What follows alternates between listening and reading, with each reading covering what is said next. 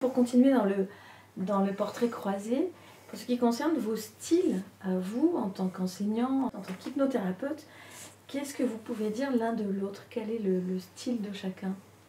Virginie, quel est le style? Le style de Philippe, c'est un style qui est proche du style de Richard Bandler, qu'il admire beaucoup aussi. Donc on a l'habitude de modéliser. Je pense que Philippe a modélisé Richard Bandler parce que c'était un profil qui était proche de son profil déjà au départ. Et quoi d'autre? Et les principales caractéristiques de ce style, si tu dirais, c'est... Voilà, ça va droit au but, il n'y a pas d'hésitation, c'est pertinent, c'est efficace, quoi. J'avoue, elle a raison, peut-être un petit peu guerrier comme style. Ah, toi, tu dirais que tu as un style guerrier, ça t'intéresse? Quelquefois, c'est un petit peu brut. Virginie? Pas tout à fait, parce qu'en même temps, c'est un caméléon, Philippe, et il peut être très maternant aussi s'il le faut. Il peut jouer tous les rôles par nécessité pour résoudre quelque chose. Ouais. Elle n'a pas tort, hein. J'ai un principe en thérapie, si vous cherchez à être gentil, ben, c'est que vous cherchez à être aimé. Et si vous cherchez à être aimé, vous n'êtes pas un bon thérapeute. Parce que, des fois, c'est d'être aimé qui est efficace pour le sujet en question. D'autres fois, c'est de le pousser un peu.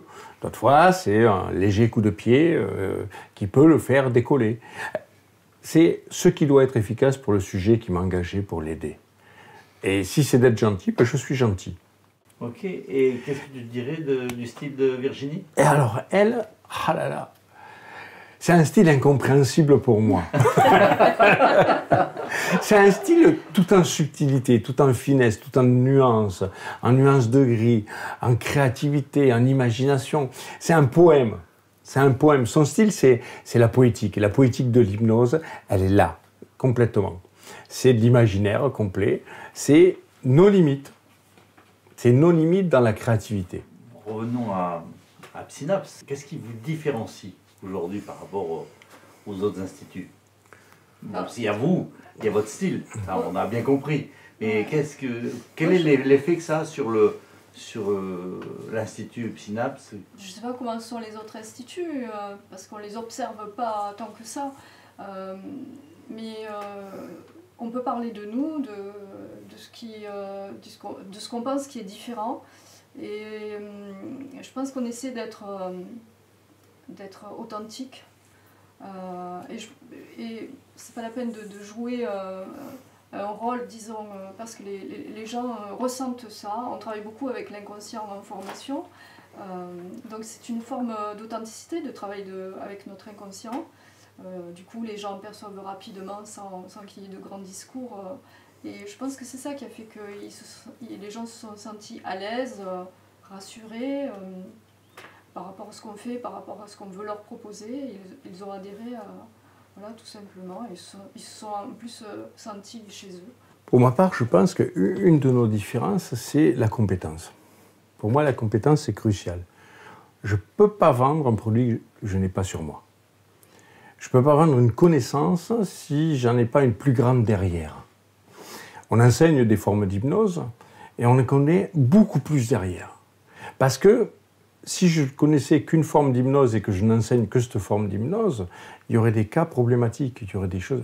J'ai récupéré des gens en cabinet qui sont venus me consulter parce qu'ils avaient été formés dans de très bons instituts, qui pour autant ne maîtrisaient qu'une seule forme d'hypnose. Très bons thérapeutes, très bons, mais où il s'est passé des incidents qui impliquaient d'autres phénomènes hypnotiques. Et ces deux personnes, par exemple, c'est un cas qui me vient à l'esprit, a vécu pendant 3 ans avec des perturbations majeures, quand même, puisqu'elle a été en arrêt maladie pendant assez longtemps, sur un cas d'hypnose, un phénomène hypnotique non connu en France, parce que malheureusement, la plupart des instituts français ont une connaissance limitée de l'hypnose, connaissent quelques pans de l'hypnose ericksonienne, mais l'hypnose ericksonienne, c'est 10% de l'hypnose qui existe, des formes d'hypnose. C'est peu de choses, l'hypnose ericksonienne. Donc du coup, il m'a fallu traiter cette personne qui, en une séance, a été réglée, alors que le phénomène hypnotique que le subissait est connu dans d'autres formes d'hypnose. D'accord, alors justement, depuis tout à l'heure, on parle beaucoup d'hypnose au sens avec un grand H, et on comprend à travers ce que tu dis, Philippe, qu'il y a plusieurs types d'hypnose, très pointues, très différentes aussi. Donc, quel type d'hypnose pratiquez-vous chez Pinaps et enseignez-vous? Alors, aujourd'hui, on enseigne de l'hypnose ericksonienne, de l'hypnose rapide, speed hypnose, et quelques pans d'hypnose hellmanienne. Mais on va aussi sur de l'hyper-impéria, par exemple, qui est une vieille forme d'hypnose qui a été mise en place dans les années 70, qui a une autre approche totalement différente en extension de champ de conscience, qui est tout un courant majeur que les Français ne connaissent pas. On a introduit ça récemment parce que c'est très inconnu en France, le style hyper-impéria, qui est une autre façon de faire de l'hypnose. Mais aussi, par exemple, on a récemment lancé de la deep hypnose, des trans profondes qui sont pratiquées par une vingtaine de personnes sur la planète. Donc c'est quelque chose qui est assez récent quand même, mais qui permet d'autres approches. Et petit à petit, alors évidemment, on fait aussi des formes d'hypnose telles que l'hypnose spirituelle, qui sont des courants portés aux États-Unis par des psychiatres ou des psychéniciens.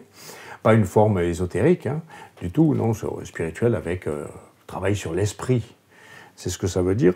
Et qui sont des courants qui sont majeurs aux États-Unis aujourd'hui et qu'on a amenés en France. On a été les premiers à le lancer en France. Là, récemment, avec la type hypnose, on est les premiers à lancer en France. Et il y a d'autres formes d'hypnose qu'on n'enseigne pas, qu'on a appris, qu'on connaît, mais je pense que le public en France n'est pas encore mûr pour ça. À des formes d'hypnose qui vont travailler sur le somatique. Le somatic healing en hypnose, qui est un courant par exemple de David Quigley, n'est pas encore enseigné en France. Et le sera dans quelques années, on va le porter très certainement, mais il faut que le public, vous savez, quand on a lancé certaines formes d'hypnose, on s'est fait jeter des cailloux quand même.